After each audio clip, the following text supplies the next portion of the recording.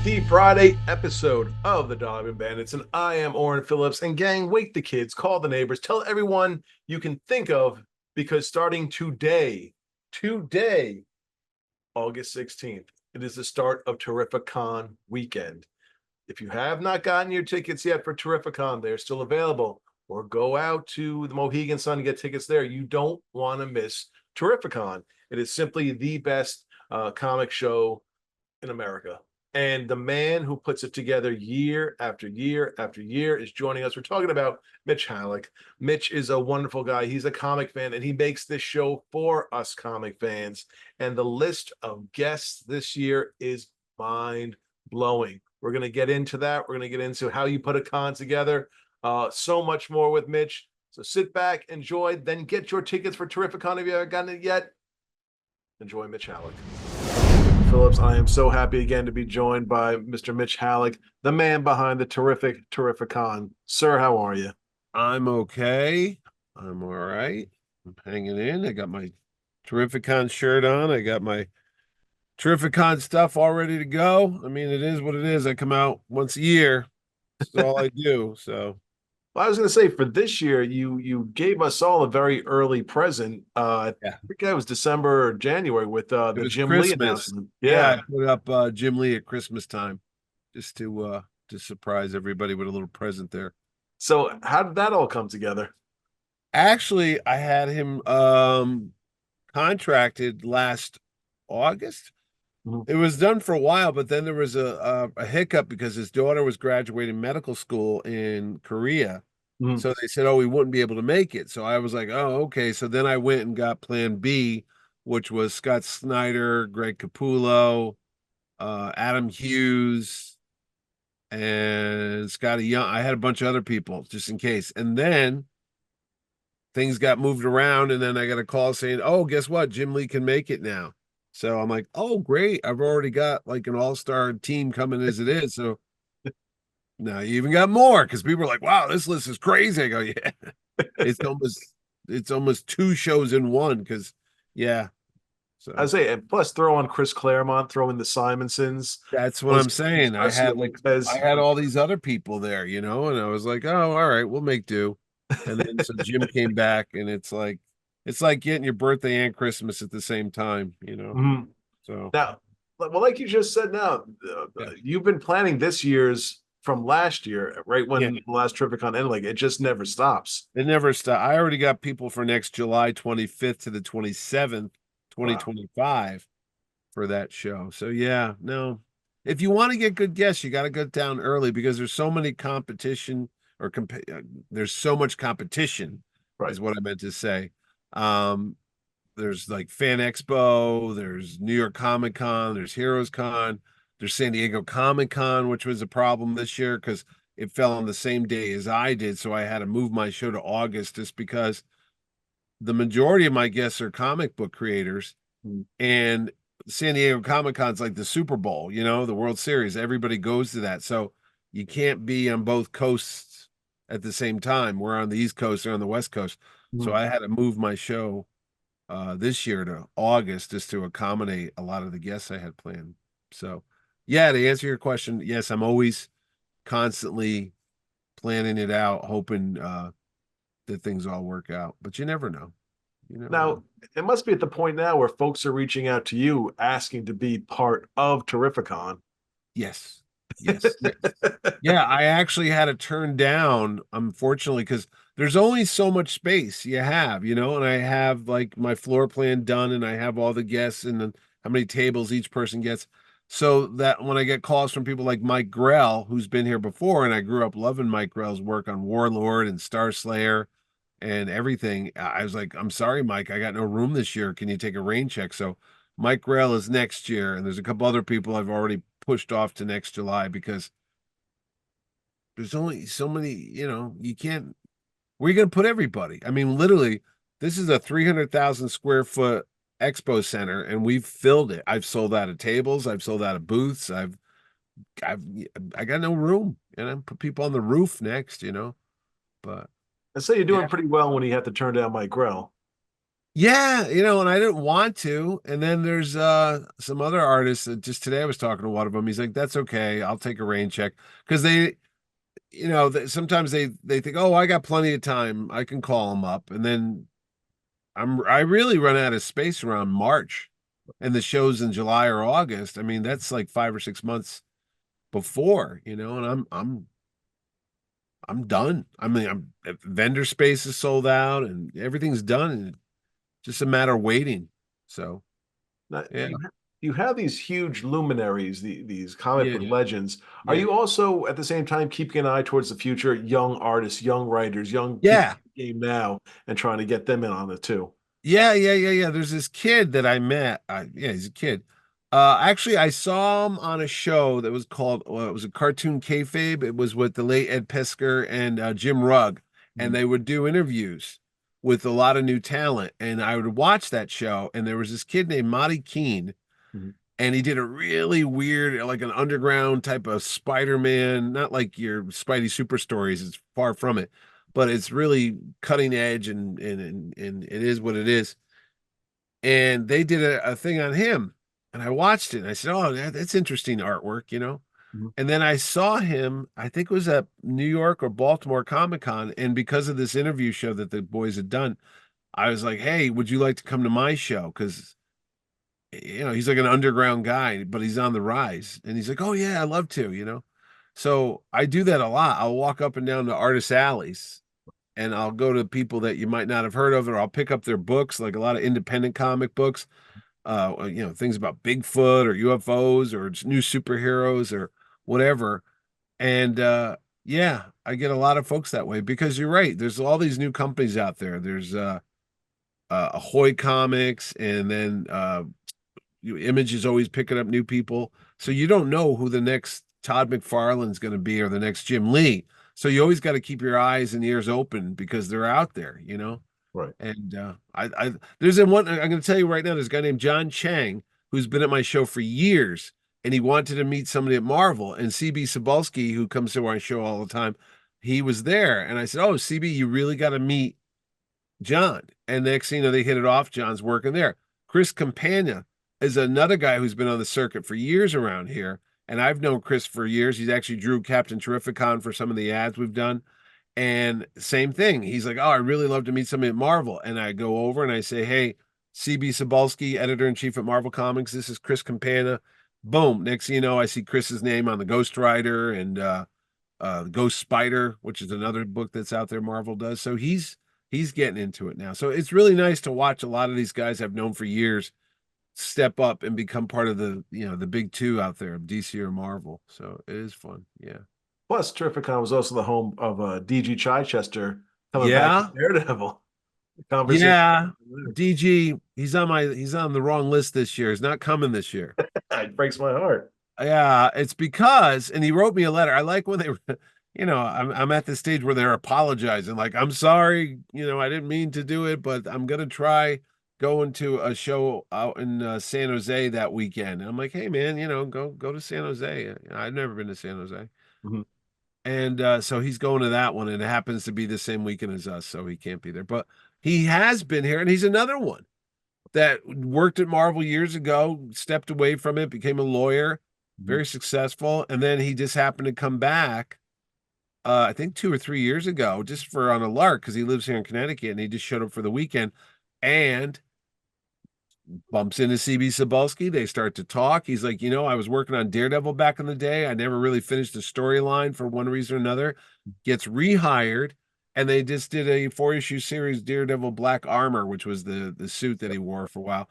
So he finally got to finish the storyline that he had started back in the late '90s, early 2000s. You know, Mhm. so it was just it's just happenstance and circumstances, and the planets all are aligned, and bang, and Terrificon brings things together, you know. So Well, it's it's fun to see that happen. It is. 100%. And you guys also present such a nice platform for the, Yeah. like you said before, the independent creators, because there's areas of, these guys putting out their own books who are just trying Yep. to get out there, and now they have a showcase to do it for thousands of people to come and go. Oh yeah. How important is that for you to give these folks an opportunity? Oh, tremendous. In fact, this year, my good friend George Deep, who's a cartoonist, artist, he does his own comics. He's been there forever. Right. And I wrote the origin of Captain Terrificon, our mascot back here, like 10 years ago when Jerry Ordway and I sat down and I said, I need a new mascot for my show. And Jerry's like, well, how about a hero that's red and yellow, like Shazam? I'm like, hey, there you go. And instead of a lightning bolt, he's got a sun because it's that Mohegan Sun. So I came up with a backstory for years. Mhm. And I see all these guys at my shows that do all their independent comics. And for some reason, I don't know how it happened, but George just posted one day that he had some free time. A book he was working on didn't come out, and he had like, an opening in his schedule. He goes, "Is anybody interested in working on a book?" And I wrote him right away, and I said, "Hey, it doesn't have to be huge, maybe like 8 pages long, but I have the origin of Captain Terrificon. It's all written, Mhm. dialogued. I just need some artist to put it down." He's like, "Oh, I'll do it."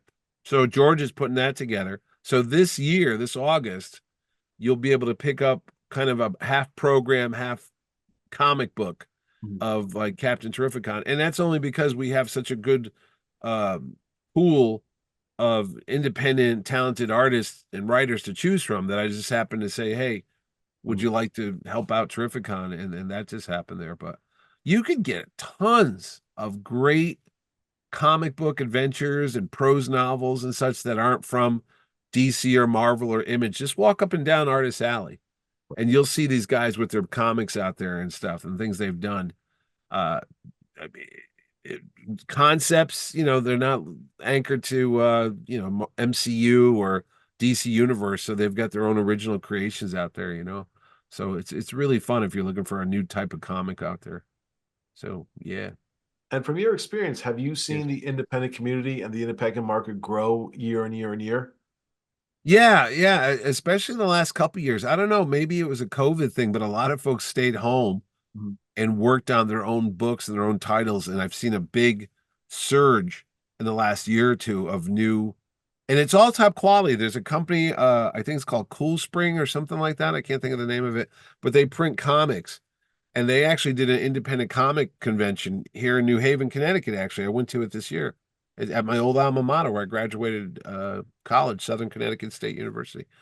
And the whole room was just full of independent comic guys from all across the country. It wasn't just like local New York, New Jersey, Connecticut. They were guys from, Texas and California and such. So yeah, I mean, it's really grown out there. I think it's become so much easier Mhm. to create your stories with the technology that's out there. Because I've seen some programs. I'm floored by it. I mean, you literally can sit there and it'll draw stuff for you. Mhm. Well, I just lost my picture. Oh, Oh, can you still see me? I still see you. Oh, all right. Yeah, because I told you we have an electrical storm going on out here and Mhm. everything just flickered, but I'm fine here now. But yeah, no, there's a lot of stuff happening Mhm. out in the community. So it seems to be bigger than ever. And besides comics, I mean, there's Yeah. celebrities coming too, movie stars, TV stars, all that. I mean, Colby Smothers, Michael Rooker, Yeah. Joe Pantaleone. Charlie Cox, which has Yeah. been like a mystery. I Charlie, mean, actually, I'm going to see Charlie Cox tomorrow. We're recording this on Friday night, yep. uh, June 14th, and tomorrow on June 15th, I will be in Boston and I will be seeing Mr. Charlie Cox. And then you and anybody watching this can see Charlie Cox, the Daredevil himself, when he comes to Terrificon on Sunday, August 18th. You can get your pictures and autographs with Mr. Cox. We had to take him down off the website due to some contractual things. So I I mean, don't he's know what's working going on. on I keep Daredevil losing my too. picture. I'm sorry if I keep losing my picture, but if as long as you can see me, Yep, I there's can see this fine. there's something weird going on with the electricity out here today. All right. But Anyway, yeah, so Charlie, yeah, we got a lot of stuff. Not too many. It's not. It's always a comic book focused show. Everybody knows that, but I do bring in a smattering of actors and voiceover people and even some wrestlers yep. for folks that aren't into comics can come and see. Is So it more heavy lifting on your end to get the TV and movie people as opposed to the comic community, or is it pretty much basically the same thing? no, it's easier for me to get the comic people because they're easy to relate to because either I've met them over the years or I go see them at conventions and such, or they know people that have come to Terrificon and they all talk and it's a small community, so it's easier. But for actors, there's a whole bunch of layers you have to go through. You have to get a hold of sometimes their manager, and who's in charge of their appearances, and who's in charge of their publicists. And you have to, are they working on a show? Can the studio let them out? What days can they be there? They have to fly back to California or Canada or Atlanta, whatever they're working on. So getting actors is a bit of a headache, especially if they're working actors, if they're currently on a show or a movie. If they're folks that haven't done a show in about 15, 20 years or so, it's a little easier. But anybody on like the Walking Dead shows or The Boys or anything, it's not easy to get, especially in the summer, because that's when they do a lot of the filming is the summer. So you can watch it in the fall, and we're always in the summer. So it's always a hang up to try to get people to get out of the studio to get down here. And Connecticut, believe it or not, is not the center of the universe. What? So flying people from Los Angeles to Hartford is a nightmare because there's like one airline that has a direct flight. And other than that, you got to switch planes. You got to hope the weather's not going to screw things up. So, yeah, it's a headache to get actors.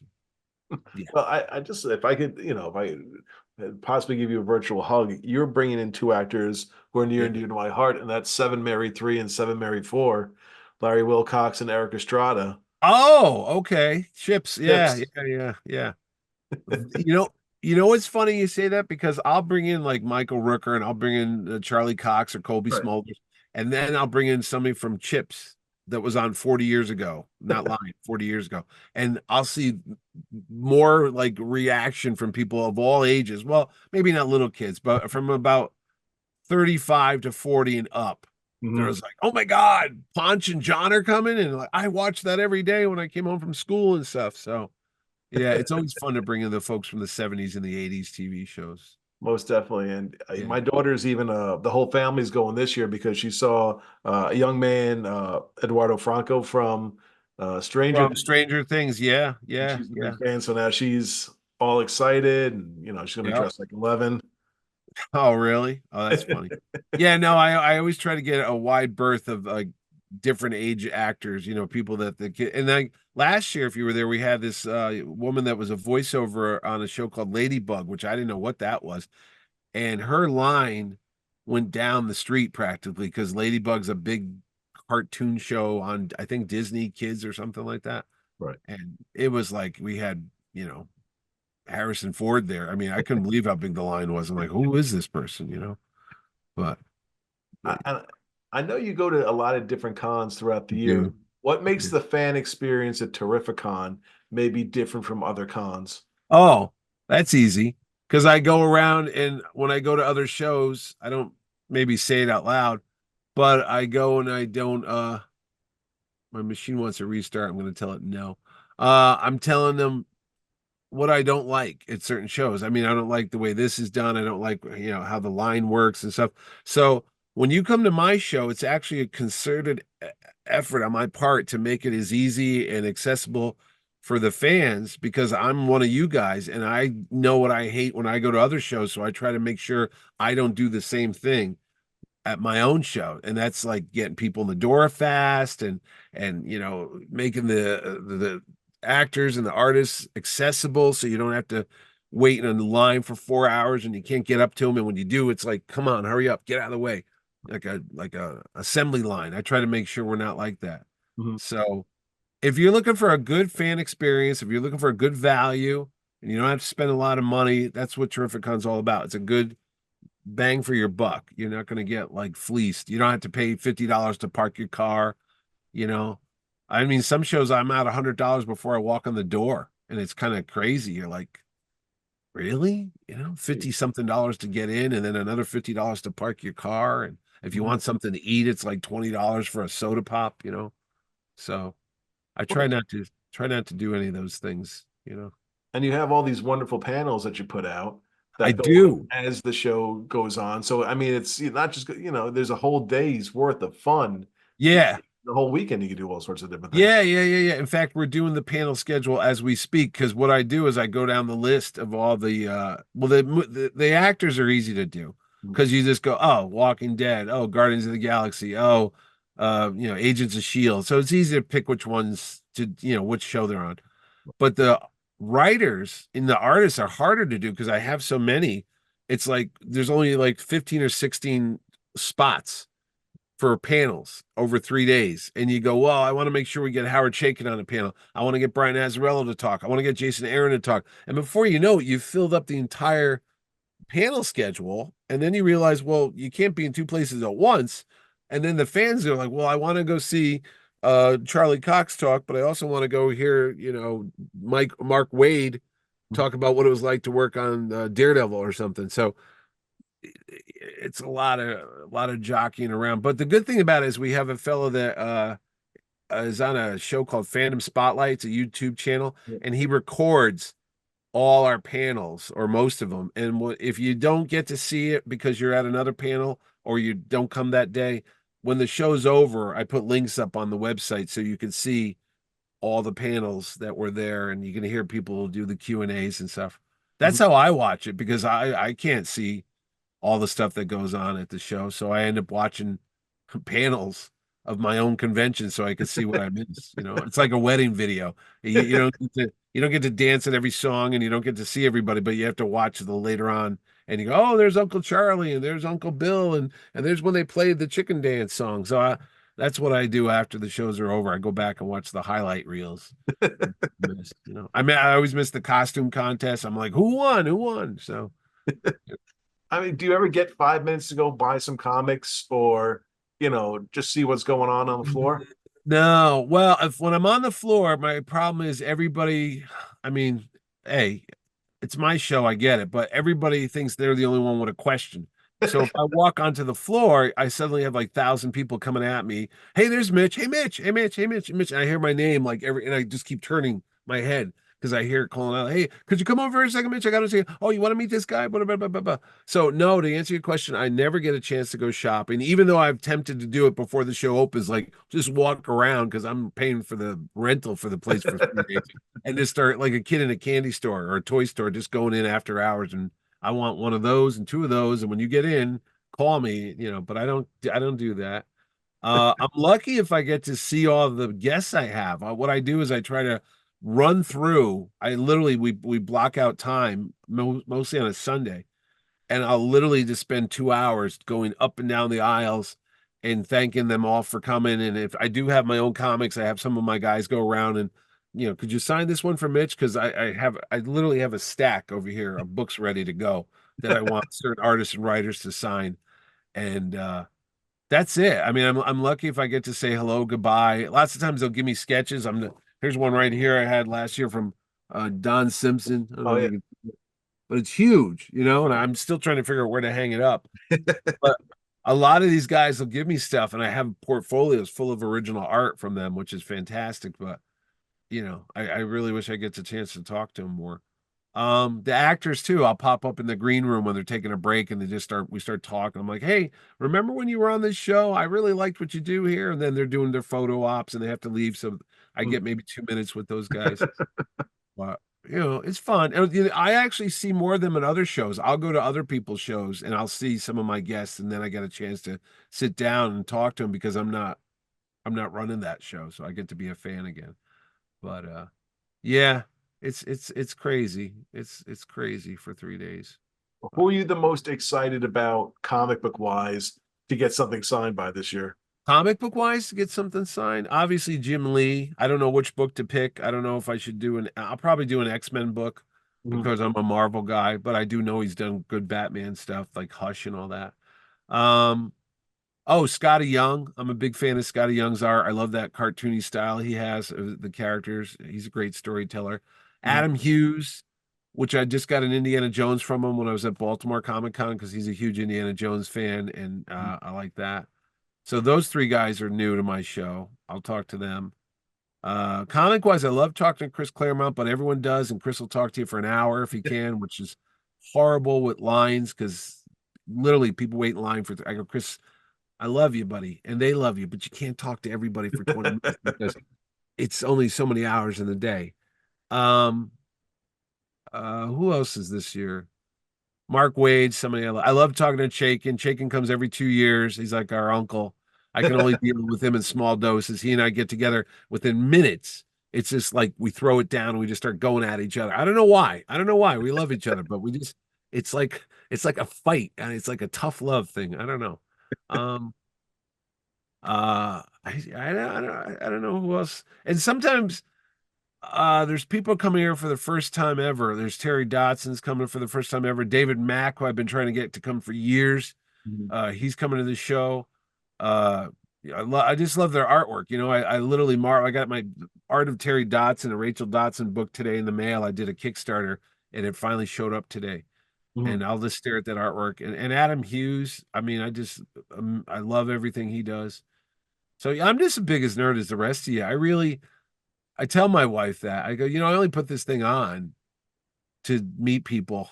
And she's like, wait, I thought we were doing this to make money. I go, oh no, that's no Harvey. If we were doing that, I would have been, you know, I wouldn't be living in a basement here. No, it's the only reason why I do this show, honestly, is because I love comics. I love my Star Wars, I love my Indiana Jones, I love my Marvel movies, DC movies, and I get a chance every year to spend 3 days meeting these people, flying them in, you know, just to say how much I really appreciate all the stuff they've done. I mean, I can't express in words enough all the things that these people mean to me. I mean, I'm literally surrounded by it. I'm sitting here. I'm 57 years old. And since I've been 5 years old, I've been reading comic books and watching, you know, movies and TV. And it's everything, every part of my life. I could remember what book I was reading. I can remember what movie I was at when I went to high school and graduation, and when we went on our honeymoon in Hawaii. I remember going to a comic shop there, and we were just in Italy last month, and I walked around Venice, Italy, and I found a comic book shop. Wow. And yeah, I mean, some people love baseball and sports, some people love music and such, and I just love comic books. You know, you can't fake it. No. God knows. You just look around here, and go, well, he better love comics, or he's not, He's you know. putting on quite the show if he's Got a not. lot of stuff here for somebody who reads comic books, you know. I don't know. That's it. I mean, it's a great. I always tell people it's the greatest job I ever had. It really is. I look forward to it every day, even when I have to answer all the crazy emails people send in again and again, and the lists they send me like I'm Santa Claus. Like, can you get me all these people? Can I meet all these? I'm like, no, no. You can't. You can't meet Robert Downey Jr. I can't afford Mark Hamill. I wish I could, but I can't. I don't have the money for that stuff, you know. That, I mean, people don't get it. Sometimes I think people that have worked with me, they're shocked. They realize I don't know what they thought. They thought the actors just show up and, you know, pay for their own flight and their own hotel and just say, "Hey, I want to hang out with you for 3 or 4 days." That's not how it works. It's a business. I mean, you know, as much as I talk about how I love working in Santa's workshop, I do realize there's, you know, you have to build the toys and ship them and pay the elves to work. You know, it's a business, but it's a fun business at the same time. So I don't want to get cynical about it. Right. I mean, and I ask this every year, but Yeah. you had so many new people this year. Who's Yeah. left? I mean, who's left that hasn't Who's shown left?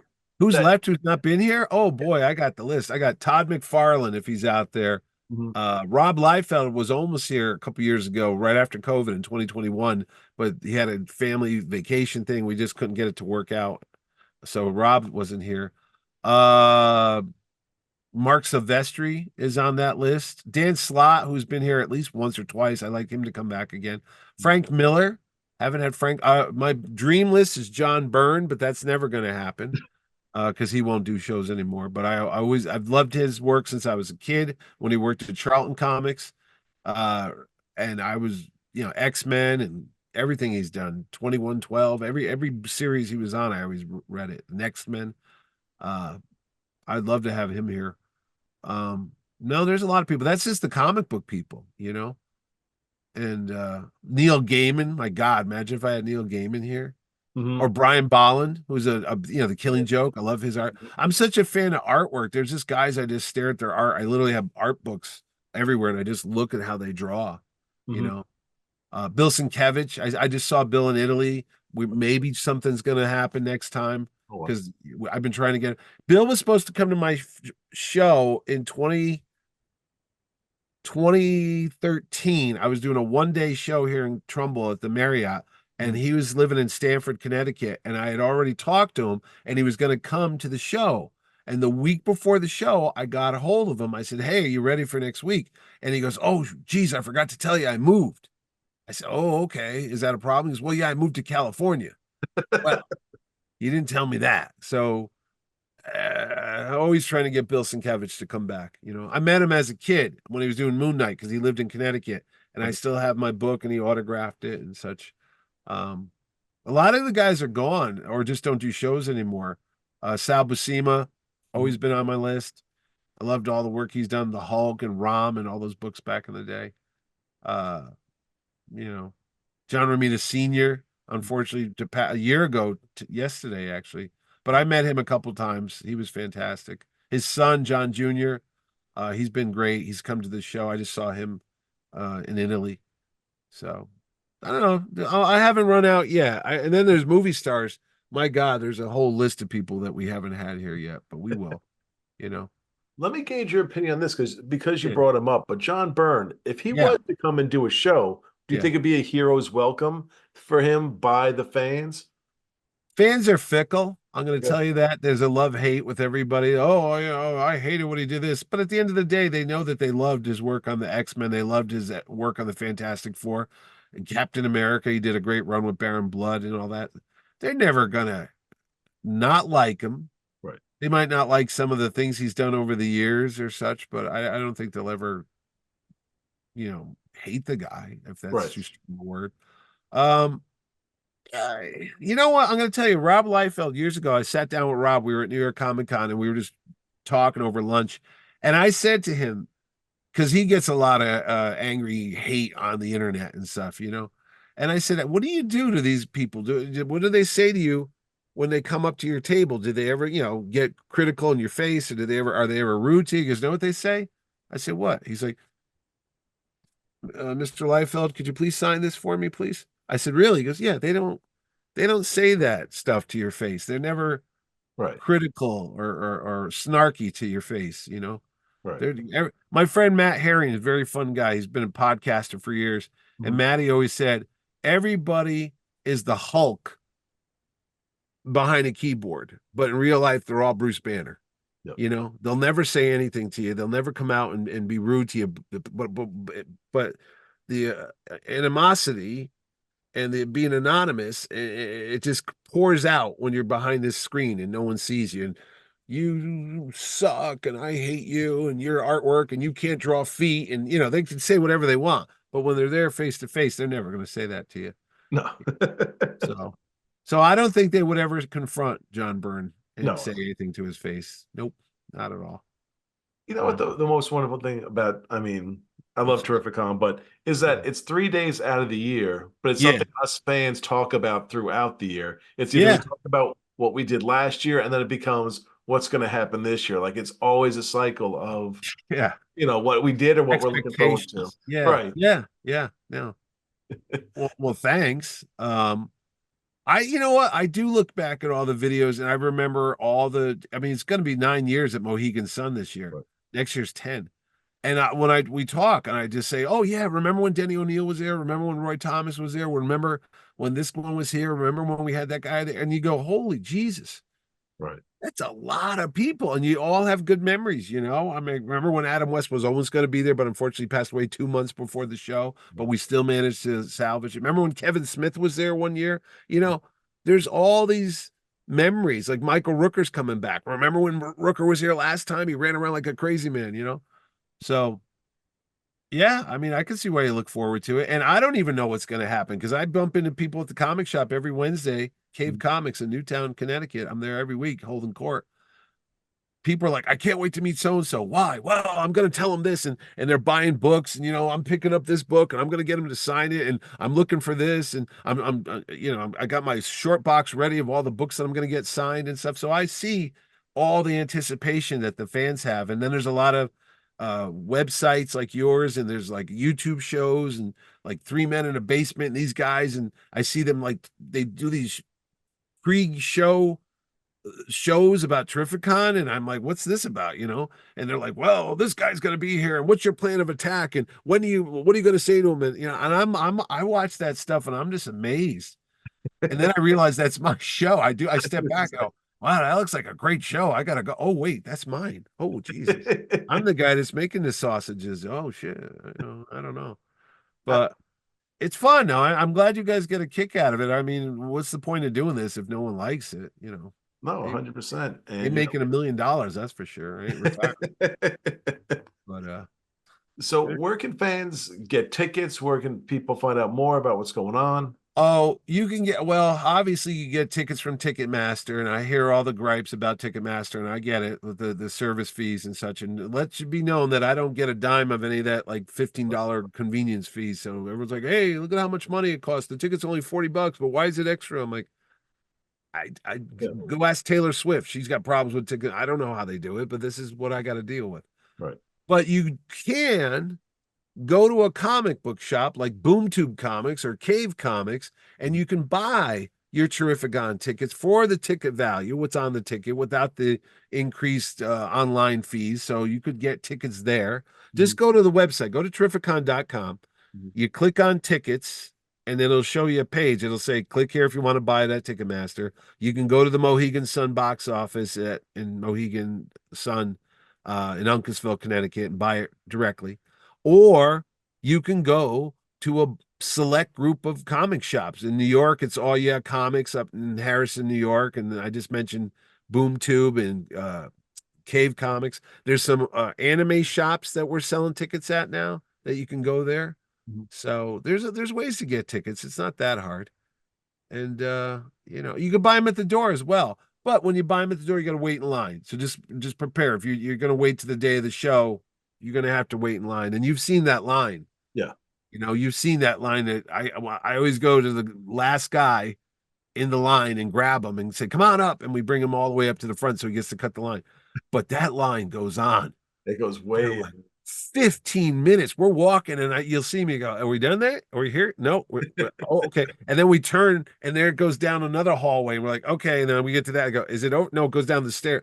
Are you kidding me? So then we go down the stairs into the garage, and I'm like, "Oh my God, there must be a mile long line in there."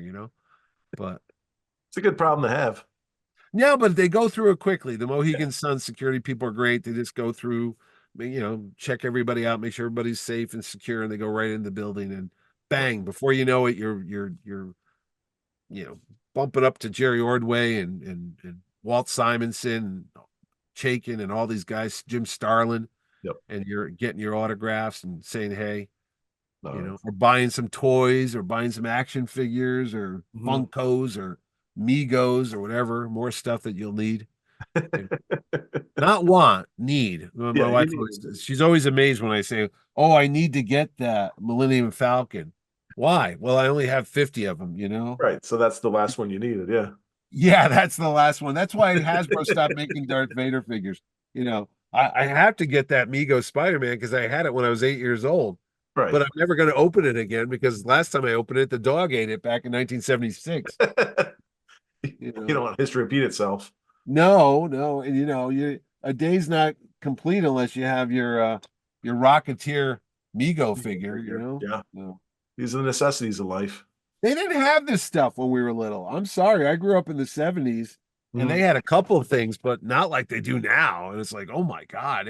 I was at the mall today, and I was literally talking to my friend. I could not believe every movie franchise you can imagine, and I mean everyone. Willy Wonka.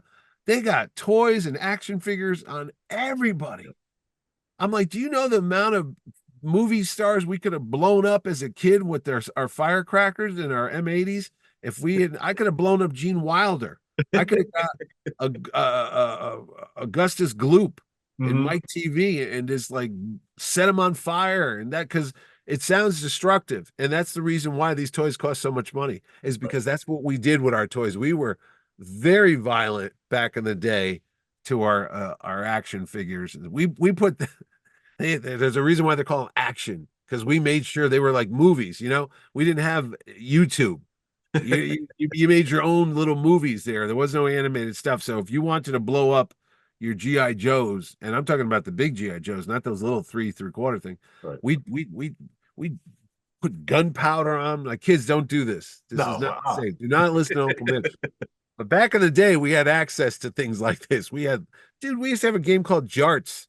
that your Oh yeah. drunken uncle would play, which was a spike on a dart, and you'd throw it at people. I mean, I don't know what they were thinking, but whatever. And we would just we would make like the longest day in action figure form, and we would blow stuff up and set things on fire and lose a finger here and there, but But it's all in we good had fun. fun, Yeah.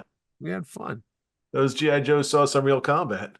That's right. We didn't have the internet. See, this is why. If we had the internet, we wouldn't have done all that stuff. We would have just sat around on TV, but we didn't. So Right. we had nothing else to do but be violent and go crazy and run And have around fun the streets imaginations. and play outside until the street lights were on and the mosquitoes were biting you. And Yep. oh, all that stuff that the old people say. Little things like that. They'll say, yeah, waiting. When I was your age, I was outside at 6 a.m., fighting alligators. Not that there was any alligators in Connecticut, but if there were, That would be I'd dangerous. be fighting them, Yeah, that would not be good for anyone involved. playing Tarzan right in the streets and Doc Savage rolling around on the ground with a gator.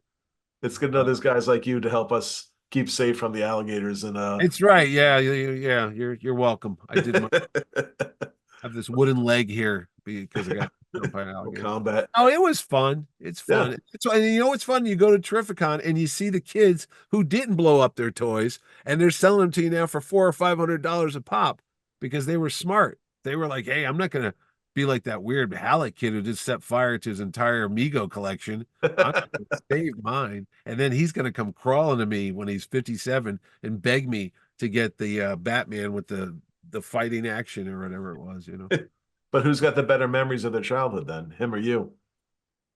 Well, Well, it's a coin but toss. you buy them now, but you wouldn't dare. Oh my God, I can't open it out of the plastic. But back in the day, as soon as you got that thing, you threw the plastic and the cardboard away, and you were like tied. I mean, I remember getting Superman and put a string around him, going to get your mother's sewing kit, and you Yep. get string, and you wanted Superman to fly, so you'd wrap him around, and you just start spinning it, and eventually the string would break, and then Superman go flying through the air and get run over by a car or something like that, or the dog would rip it to shreds. They were action figures. They were meant to be played with. Yeah, yeah. And then when you had your downtime, I don't know about you, but I would sit there and get a pen and paper, and I would draw my own comic books and my own comic strips, and oh, imagine if we did this, and we do these our own little movies in illustrated form. So No, it my was a friend. great way to grow up. It was a great way. Yeah, my buddy Bill, he always says that he'd put everyone together. So he had the George Washington Mego playing with the Superman Mego, playing with the Star See, Wars figures, and then it was all see, one universe. see, they can go back in time. Today's episode, Superman goes back and meets George Washington and fights the British. And the Penguin shows up and steals the Queen's jewels. Like, what the hell? That's a whole story arc right But that right there, you just heard it. You right here. Yep. Trademark that. We created this. Right. See? New franchise. And nowadays I go, wait a minute. I could buy the Ant-Man and the Wasp. Are you kidding me? And she's about the size that she should be. I mean, that's life size, Notice it's not open yet. But Not yet. Not yet. Now when I'm watching, my wife is like, "Are you playing with a little 6-inch Wasp figure?" I'm like, maybe. Nope. Not one that you know of. Go watch Bridgerton. Go watch your show. Don't worry about what I'm doing down here. Well, I want to thank you for braving the thunderstorm this evening. Yeah, no, I think it stopped. I don't hear the thunder anymore. And I think it's the passed. thing stopped flickering on the screen here. So. Yeah. And also thank you. I mean, we all the hard work you do throughout the year to get this thing together.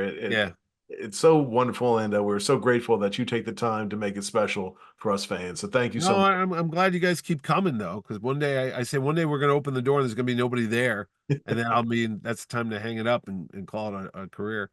But every year you guys are out there. Yep. I keep trying to get rid of you, but you just keep showing up. I'm like, what is? Go play, go play with your action figures. Leave me alone. Get off my lawn. But no, every year. I'm sorry. No, I know. What else would you guys be doing? Probably nothing good. Running from it's fun. It's fun. And that's the reason why we don't do it twice a year. I've had people say, why don't you do 2 of these a year? Oh, no.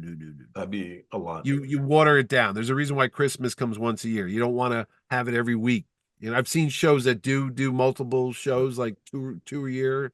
Mm-hmm. It's not the same because you look forward to it. I mean, I'm like literally like a passage of summer. It's like, oh, school's out. we're going to the beach. We're going to have a cookout. Oh, wait, TerrifiCon's here next weekend. And it's literally people mark their vacations and they work around it, you know? And we are back, guys. I mean, Jim Lee, Chris Claremont, Mark Wade, Greg Capullo. These are just some of the names that are going to be there. Charlie Cox from Daredevil, Tom Welling from Smallville, Ponch and John from Chips. I will be there on that line to get their autograph. I have been waiting 40 some odd years to meet these two, and I am so glad that this opportunity has come about. I'm going to be there. Joe's going to be there. Mike's going to be there. Joe and I are both bringing our families because it's just such a wonderful event. We hope to see you there. If you see us, it'll be hard to miss us because we're going to have big, silly Dog and Bandit shirts on, so we're easy to spot. Come up, say hello. We'd love to meet you. We'd love to say hello. See what you guys are picking up at the con. I'm sure we'll do videos about what we got there too. Mitch, thank you so much, A, for joining us, and B, for all the work that you do for us fans for TerrifiCon. This year is shaping up to be one of the best. I certainly can't wait. I know the guys can't wait either. We will see you there, and we will also see you next week. Have a great weekend, guys.